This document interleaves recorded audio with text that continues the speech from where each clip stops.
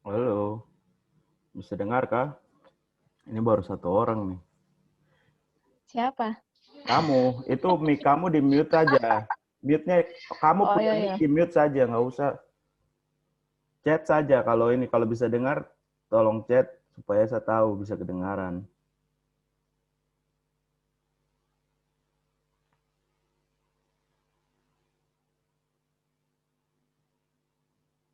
Bisa kedengaran ya. Yang lain mana nih?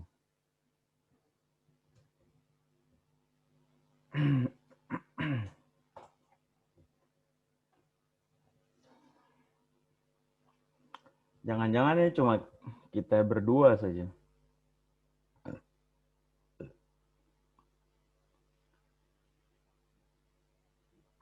Kokop, kokop.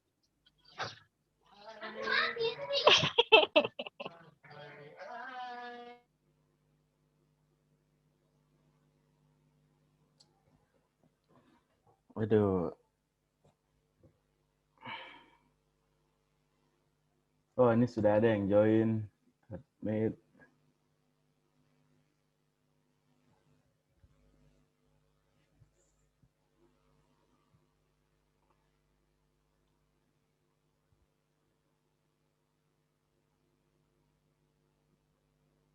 Halo, selamat pagi semua. Kita sekarang menunggu dulu ya, kasih mungkin 5 menit untuk tunggu yang lain join, baru kita mulai.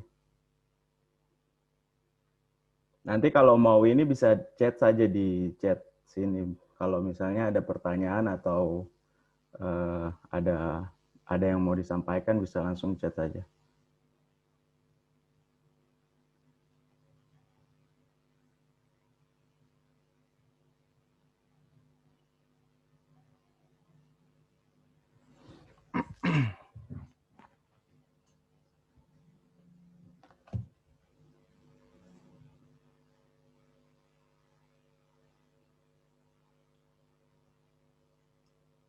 Baru 5 orang.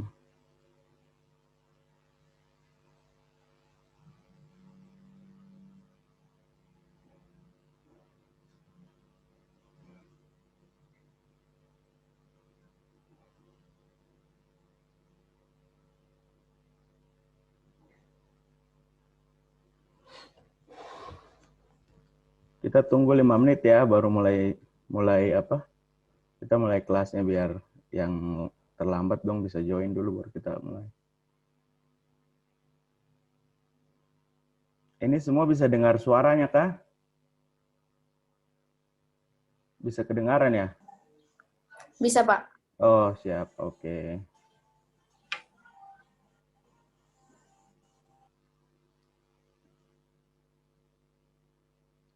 Jumlah apa? Kelas ini nih, nurse. Jumlah yang mahasiswa atau pelajarnya ada berapa ya? Total kalian? Ada yang tahu kah? 30-an. 30-an ya. Bentar ya. Bagaimana Pak Rudi? Iya, sudah mulai. Ya. Ya, langsung saja.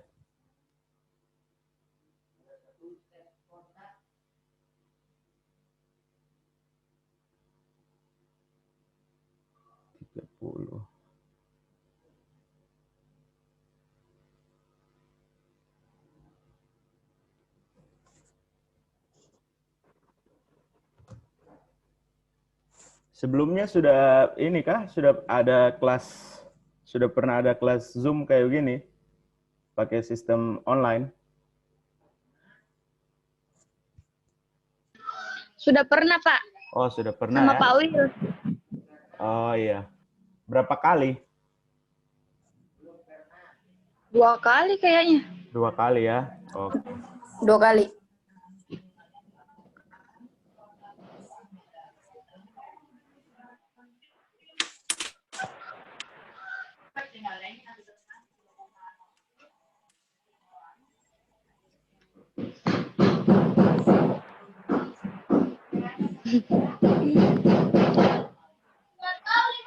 Justru tidak usah.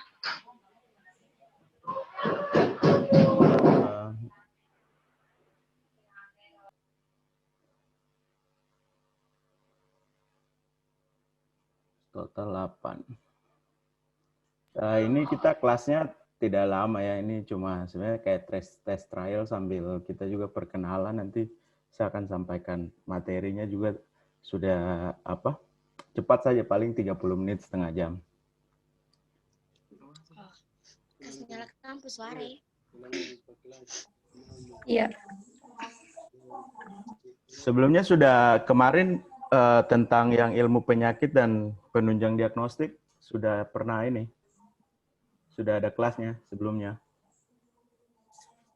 Saya bukan 3 saja. Diam, jangan.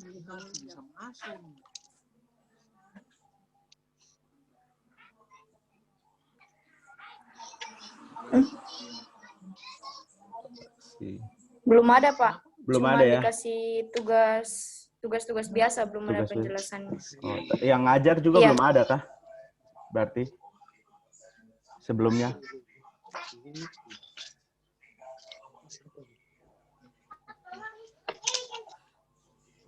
Kenapa kau punya itu ya?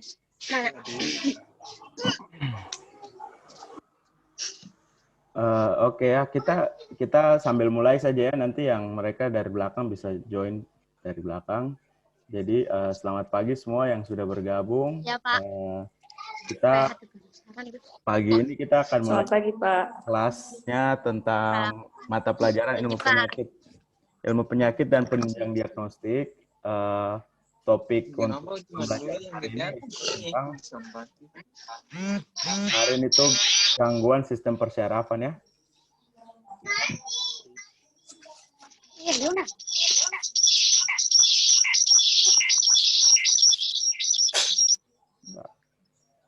Oke. Ini dia punya slide PPT-nya. Jadi kita akan bicara tentang gangguan sistem persyarafan. Pertama, saya perkenalkan diri dulu secara cepat. Nama saya Ricardo. Saya dokter, kuliah di Unpad, Bandung. Ini sudah selesai. Kebetulan sudah balik ke Merauke dan ditunjuk dari kepala sekolah kemarin untuk mengajar tentang ini. Pelajaran gangguan ilmu penyakit dan penunjang diagnostik. Oke, jadi pagi ini kita akan bicara tentang gangguan sistem persyarafan.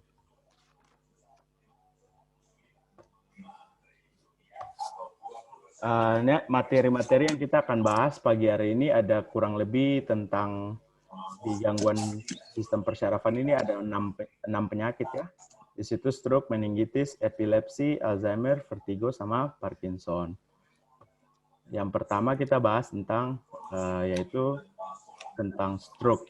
Pasti kita juga semua sudah pada pernah dengar tentang penyakit stroke ini. Jadi di sini ada pengertiannya. Stroke itu termasuk penyakit cerebrovaskular atau penyakit pembuluh darah otak ya, itu ditandai dengan kematian jaringan otak yang terjadi karena berkurang aliran darah dan oksigen ke otak. Jadi stroke itu dia masalahnya di pembuluh darah di otak. Bisa terjadi karena pecah pembuluh darahnya atau ada sumbatan di pembuluh darah yang ke arah otak. Sehingga tidak ada darah yang mengalir ke otak, sehingga tidak ada nutrisi untuk sel-sel otak dan juga oksigen. Makanya akan terjadi kematian sel otak. Selanjutnya, klasifikasi dari stroke itu. Jadi untuk stroke ini, dia ada terbagi menjadi dua. Ya. Yang pertama yaitu stroke iskemik atau yang biasa dibilang stroke-nya ini disebabkan oleh sumbatan. Nah, di sini juga stroke iskemik ini yang disebabkan oleh sumbatan ini ada terbagi lagi. Ya, ada yang dibilang dengan stroke trombotik, stroke embolik, atau bisa karena hipoperfusi sistemik. Jadi kalau misalnya stroke iskemik ini karena ada sumbatan, jadi satu kalau misalnya itu terbentuk karena stroke trombotik, berarti ada pembentukan trombus yang membuat penggumpalan. Jadi ada gumpalan darah di pembuluh darah otak itu, sehingga itu dia menjadi tersumbat. Pembuluh darah yang ke otak itu tersumbat karena ada terbentuknya trombus. Ya, ini biasanya terjadi pada pasien-pasien yang misalnya dengan kolesterol tinggi, contohnya. Kemudian stroke embolik, yaitu tertutupnya pembuluh darah arteri oleh bekuan darah. Jadi ada clotting atau pembekuan darah yang nanti akan terhanyut, terbawa oleh darah di pembuluh darah itu sampai dia ke pembuluh darah di otak, terus dia menutupi pembuluh darah di otak itu sehingga darah sudah tidak bisa lewat lagi dan bisa terjadi stroke. Kalau yang terakhir yaitu yang hipoperfusion sistemik, itu berkurangnya aliran darah ke seluruh bagian tubuh. Misalnya orang kalau dia punya masalah jantung kayak gitu, sehingga yang darah yang mestinya dipompa oleh jantung ke otaknya jadi berkurang, itu bisa menyebabkan stroke juga ya. Jadinya masuknya ke stroke iskemik. Selanjutnya untuk stroke hemoragik ini atau stroke yang disebabkan oleh pecahnya pembuluh darah. Jadi hampir 70% setiap kasus orang terkena stroke biasanya itu terjadi pada orang-orang yang ada hipertensi. Karena kalau dengan orang yang hipertensi, mereka punya tekanan darah kan tinggi, sehingga pembuluh darahnya yang di otak itu semakin lama semakin kecil, itu gampang atau rentan untuk pecah. Ya, jadi nanti ada pembagian stroke hemoragik itu, atau yang pecah tadi ada yang hemoragik intracerebral sama hemoragik subarachnoid.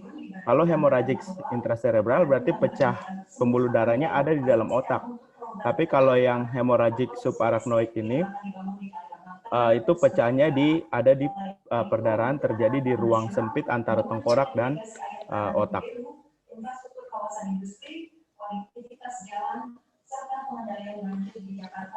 Kemudian ini ininya ya, ini dia punya tadi yang pembagiannya. Jadi contohnya kalau yang satu karena pecah, yang satu karena ada sumbatan ya. Kalau hemoragik itu karena ada pecah pembuluh darahnya. Contoh yang gambar sebelah kiri ini dia pecah, tapi kalau yang sebelah kanan itu iskemik karena ada sumbatan. Tadi dia bisa karena trombus, bisa karena emboli, bisa juga karena ada hipoperfusion.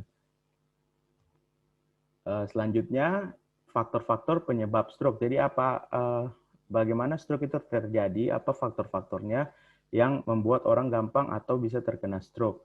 Jadi untuk stroke itu bisa disebabkan oleh beberapa faktor, yaitu yang pertama biasanya itu faktor resiko medis. Jadi orang-orang dengan punya penyakit seperti ini di bawah ini, seperti hipertensi, kolesterol, ada penyakit arteriosklerosis, gangguan jantung, diabetes, ada juga riwayat stroke dalam keluarga, atau juga punya riwayat suka sakit kepala, yang migran yang berkelamaan dan berulang, itu mereka punya resiko untuk terkena stroke jauh lebih tinggi dibandingkan orang yang tidak ada penyakit-penyakit ini. Ya, jadi nanti nanti akan dilihat saja ini faktor resiko medisnya, orang-orang dengan penyakit ini akan lebih mudah untuk terkena stroke. Kemudian faktor resiko perilaku, jadi dari pola hidup kita juga itu akan menentukan rentang kita terhadap kita gampang terkena sakit stroke atau tidak. Contohnya merokok, ya, orang-orang yang merokok itu mereka akan lebih mudah terkena stroke karena bahan-bahan kimia yang lewat rokok itu akan merusak pembuluh-pembuluh darah. Jadi gampang untuk terkena stroke. Juga makanan tidak sehat seperti junk food atau fast food, ya, makanan-makanan yang instan kayak gitu, itu kan tidak sehat sehingga itu juga bisa menyebabkan gampang terkena stroke. Alkohol, orang yang kurang berolahraga, obesitas atau kegemukan, atau juga ada orang-orang yang ibu-ibu yang mengkonsumsi kontrasepsi oral, ya, atau pil KB oral. Ibu-ibu yang mengkonsumsi pil KB oral berkelamaan itu juga akan risiko untuk gampang terkena penyakit stroke. Kemudian ada juga orang-orang dengan narkoba atau yang mendengkur. Selanjutnya untuk tanda dan gejala stroke. Jadi untuk tanda-tanda orang terkena stroke, ini ada beberapa di sini terbagi lagi. Defisit lapangan pandang, defisit motorik, sensori, verbal, kognitif, dan emosional. Jadi intinya orang-orang yang terkena penyakit stroke, mereka punya gejala-gejala itu bisa berupa gejala penglihatan, gejala motor mereka, atau mereka punya mereka punya yang untuk bergerak gitu. Kemudian ada defisit sensori, jadi mereka juga tidak akan bisa oke, bentar, ini ada yang kalau ada pertanyaan, ada yang mau bertanya bisa di chat atau nyalakan dia punya mic aja, bisa ini langsung, ya, bisa langsung bicara. Oke, jadi ini ya gejala-gejala stroke itu jadi berupa banyak. Jadi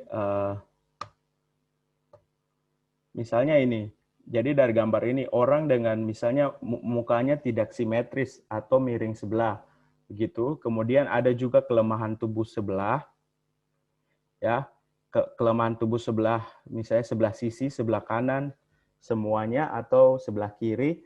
Ini biasanya gejala-gejala yang kita bisa lihat, ya. Tapi bukan hanya ini saja, ada juga gejala-gejala lain. Misalnya mereka mati rasa. Jadi ketika kita sentuh tubuh satu sisi mereka tidak merasakan apa-apa. Gitu. Juga mereka lemas, tidak bisa bergerak, itu yang dengan defisit motorik. Kalau sensorik mereka nggak bisa merasakan apa-apa. Kemudian kalau untuk penglihatan biasanya ada beberapa yang mengalami buta setengah lapang pandang mereka, jadi mereka tidak bisa lihat. Ada juga yang mengalami gangguan ingatan atau mereka jadinya tidak bisa komunikasi dengan baik. Oke. Jadi untuk perjalanan sakit stroke ini, jadi penyakit stroke ini ada beberapa istilahnya, beberapa hasilnya. Jadi setelah orang terkena stroke, ada orang bisa kembali normal seperti sebelumnya, ada yang sepertiga itu bisa pulih kembali, ada sepertiga mengalami gangguan fungsional ringan sampai sedang.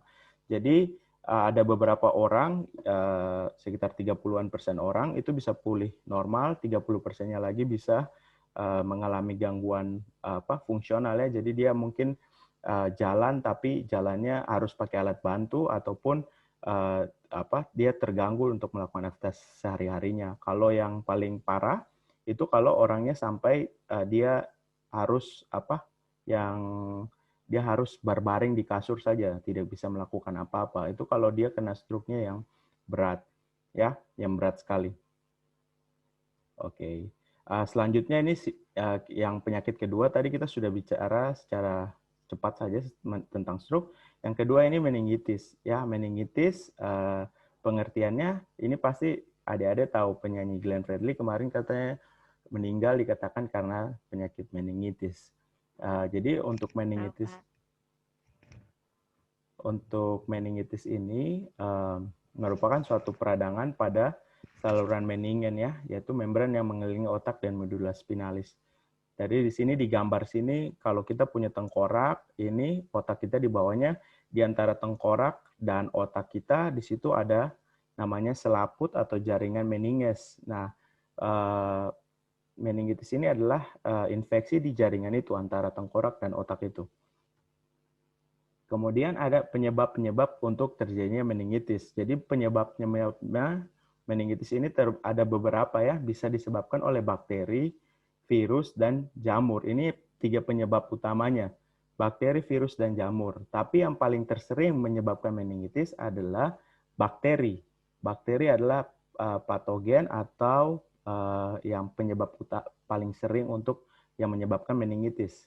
Di sini ada nama-nama bakterinya yang paling sering, yaitu kayak Neisseria pneumoniae, Haemophilus influenza, sama Streptococcus pneumoniae.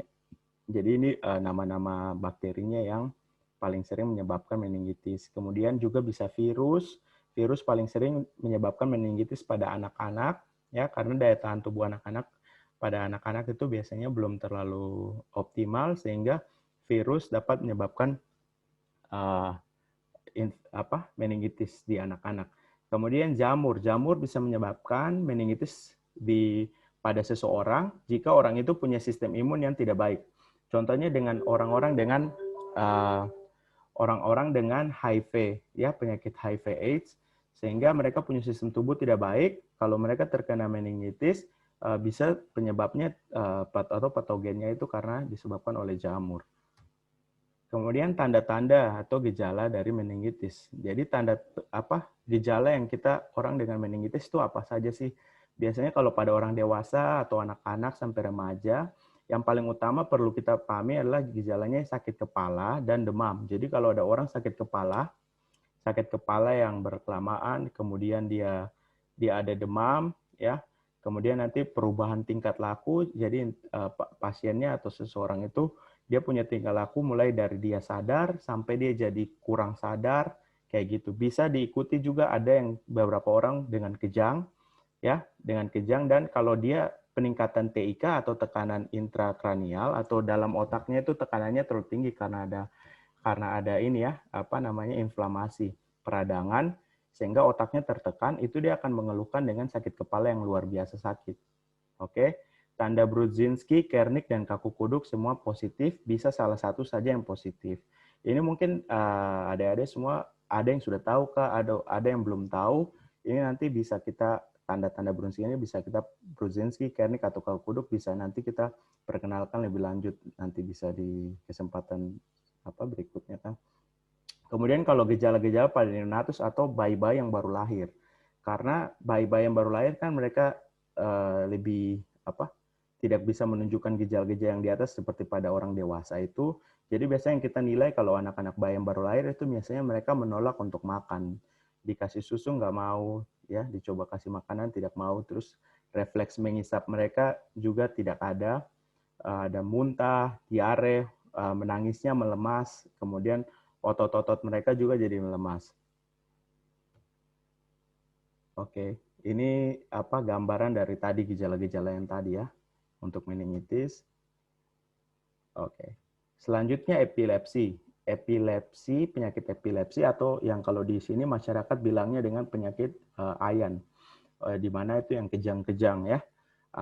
Jadi pengertiannya sendiri untuk penyakit epilepsi ini adalah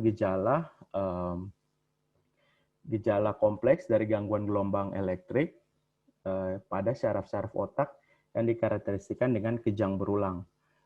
Jadi ini gangguan elektrik di otak, gangguan di saraf otak, sehingga orang itu dia kejang-kejang. Di sini ada klasifikasinya, kejang parsial, ada juga dengan kejang umum. Kejang parsial maksudnya apa? Kejang parsial itu kan setengah. Jadi kejangnya hanya terjadi di setengah tubuh untuk kejang parsial, ya. Jadi orang kalau kejang kan biasanya mungkin ada yang seluruh tubuhnya kejang-kejang. Tapi kalau kejang parsial bisa cuma satu sisi dari misalnya tubuh sebelah kanannya saja yang kejang. Itu dia masuknya ke kejang parsial. Kalau kejang parsial itu sendiri ada terbagi lagi dengan kejang parsial sederhana dan kejang parsial kompleks. Untuk kejang parsial sederhana, jadi pasien itu malah kejang-kejang setengah badan, tetapi pasiennya tetap sadar. Jadi kalau kita bicara pada saat dia kejang, dia sadar, dia tahu kita sedang bicara sama dia. Dia ingat dia sedang kejang. Tapi kalau kompleks, jadi dia pada saat kejang, dia tidak sadar. Ya, jadi pas kita ngomong ke dia tidak akan ingat, tidak akan sadar kalau kita ada ngomong dengan dia. Ada juga kejang parsial yang sekunder, kemudian dia menjadi kompleks. Jadi mulai dari sekunder menjadi menyeluruh, sorry. Jadi awalnya dia dimulai kejangnya hanya setengah sisi satu tubuh, ya. Kemudian dia menyebar menjadi seluruh tubuh. Oke. Ini untuk kejang umum. Kalau kejang umum tuh kejang-kejang yang seluruh tubuh. Ini ada klasifikasinya, tonik-klonik dan tonik-klonik, mioklonik. Ini hanya, ya ini nanti kita tidak terlalu untuk signifikan untuk kita tahu, tapi setidaknya kita tahu saja kalau kejang umum ada terbagi untuk beberapa ini kategori di bawahnya. Untuk penyebabnya, jadi untuk penyebab terjadi epilepsi, kelainan terjadi selama perkembangan janin. Jadi biasanya kenapa orang terkena penyakit ayan itu karena biasanya pada saat mereka di kandungan mereka biasanya ada terjadi masalah, entah karena masalah perkembangan dia punya janin, entah kurang nutrisi kah atau ada yang terkena obat-obatan. Terus kedua, kelainan yang terjadi pada saat kelahiran, misalnya pada saat lahiran terjadi masalah, misalnya lahirnya dengan proses persalinan normal tapi dengan durasi yang lama. Kemudian cedera kepala yang menyebabkan kerusakan otak, tumor otak, sama dari riwayat epilepsi dalam keluarga atau faktor genetik. Jadi biasanya orang-orang dengan punya faktor genetik, kalau dia sudah orang tuanya biasanya ada penyakit epilepsi, biasanya anak-anaknya atau turunannya ke bawah itu akan gampang atau lebih rentang untuk terkena penyakit ayan ini atau epilepsi ya. Oke, saya rasa untuk kita materinya kita yang paling fokus yaitu 3 utama tadi, yaitu tentang stroke, meningitis, sama dengan epilepsi ini. Ada juga Alzheimer, cuma ini penyakit-penyakit yang sebenarnya tidak jarang kita temukan di masyarakat secara umum, lebih sering 3 penyakit pertama. Jadi nanti kalau ada yang mau bertanya, kita akan fokus ke 3 penyakit pertama dulu yang tadi. Kalau ada yang mau bertanya bisa di chat atau langsung nyalakan mic-nya baru disampaikan.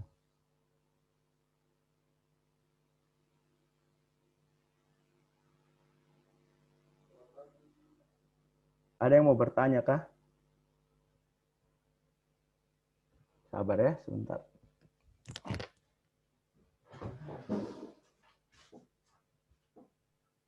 Esti, tanya dulu Esti. Saya mau tanya apa nih? Terserah kamu. Ini apa? Apa? Bruncinki itu apa? Apa? Bruncinki.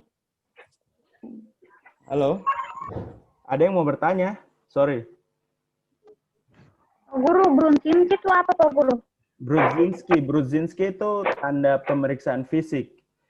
Tanda pemeriksaan fisik jadi untuk kita kan biasanya pasien misalnya datang dengan gejala ada demam, badannya panas, kemudian dia ada sakit kepala, ya toh, terus dia penurunan kesadaran misalnya, atau dia tambah lama ini nih misalnya ini. Tambah lama dia punya kesadaran menurun, terus kita curiga, oh ini pasiennya mengarah ke arah meningitis. Jadi ada beberapa tes pemeriksaan fisik yang kita lakukan. Contohnya yaitu kaku kuduk, Kernik test, sama Brudzinski test. Jadi kalau kaku kuduk tahu tidak yang bagaimana? Tidak tahu Pak Guru. Tidak tahu? Tidak tahu Pak Guru. Oh iya. Jadi untuk kaku kuduk, pasien kita tidurkan, kemudian kita coba lipat lehernya. Melakukan fleksi. Kalau misalnya dia meningitis, pas kita mau lipat atau fleksikan lehernya seperti ini, itu akan keras. Kaku sekali lehernya. Itu yang dibilang dengan kaku kuduk positif. Berarti itu salah satu tanda meningitis ya. Kalau Brudzinski dan Kernik, kalau Brudzinski itu pada saat kita coba lipat lehernya, dia punya kaki di bawah akan terlipat. Karena dia secara otomatis. Itu berarti tes Brudzinski-nya positif. Kalau Kernik itu nanti kita akan coba lipat kakinya. kalau misalnya kita angkat kakinya terus kita coba lipat pada sudut lebih dari 180 derajat, dia tidak bisa kakinya, dia akan rasa kesakitan. Bagusnya kalau ini dengan gambar ya.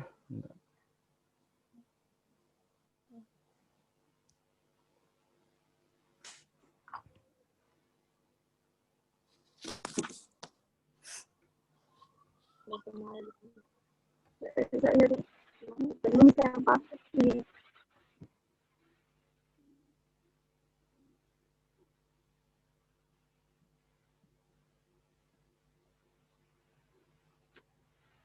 Oke. Kalau ini nih Kernick nih. Yang ini Kernick sign.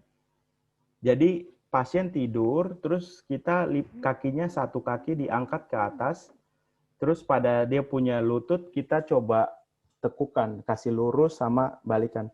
Kalau orang normal, kita coba kasih lurus dia punya lutut, nanti dia akan kesakitan sekali. Kalau orang pada yang sakit meningitis, kalau orang normal kan dia bisa. Terus ada juga ini Brudzinski nih, yang gambar di bawahnya ini. Coba lihat kalau dia pasien tidur misalnya, terus kita coba tekukan dia punya leher. Coba tekukan lehernya, ya, ke atas begini. Nanti kaki yang tadinya harusnya lurus secara otomatis satu kakinya akan terlipat seperti yang ini. Yang di Brudzinski itu bisa kelihatan.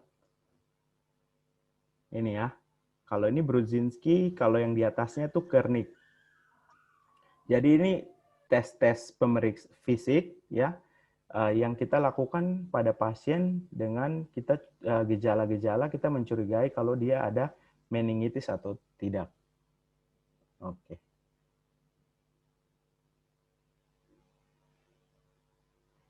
Ada pertanyaan lagi kah?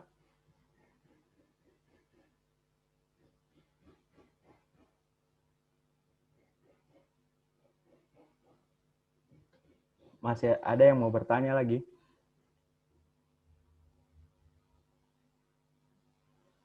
Ini saya nanti share ininya PPT-nya ini nanti biar di rumah kalian bisa baca-baca juga.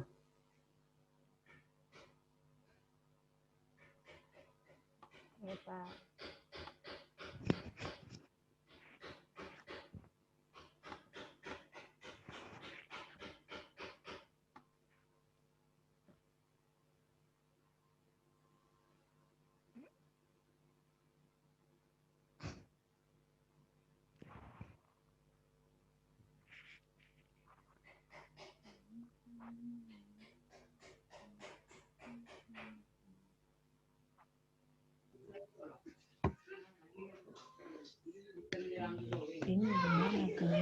Oke, itu sudah ada filenya. Saya sudah kirim untuk file PPT yang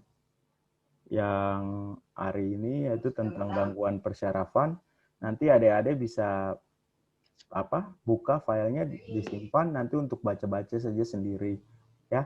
Jadi tadi untuk hari ini kita materinya kan tentang gangguan persyarafan, 3 penyakit utama yang kita bahas karena ini 3 penyakit yang paling sering biasanya di masyarakat, di rumah sakit, puskesmas ataupun pasien-pasien yang paling sering di masyarakat 3 penyakit ini.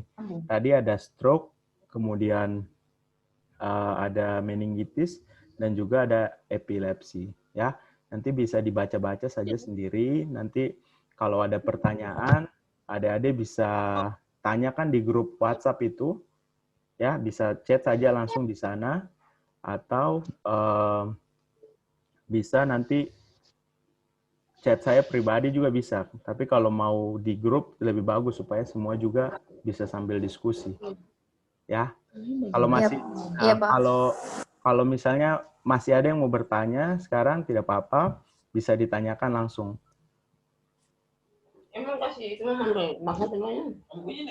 Tidak ada. Oke, ini kan kita hari ini kita cuma cepat saja. Tadi saya bilang untuk test trial, jadi kita cuma perkenalan, kemudian kita coba ini coba materi, sampaikan secara singkat saja ya. Terima kasih juga ini buat semua adik-adik yang sudah join, yang sudah bergabung. Nanti kita akan jadwalkan lagi untuk mungkin kelas-kelas online untuk minggu depan kah? Ya, supaya semua bisa dapat inilah materi tetap walaupun kita tidak ketemu di ruangan kelas. Iya, Bapak. Oke. Iya, Pak. Oke ya. Kalau begitu kelasnya saya akhiri. Terima kasih buat semua yang sudah hadir sekali lagi ya. Nanti bisa kita diskusi di grup WhatsApp semua kalau mau ada pertanyaan di sana. Iya, Bapak. Oke. Terima kasih juga Terima kasih, Pak. sepertinya. Selamat pagi. Terima kasih Pak Guru. Ya. Pagi, Bapak.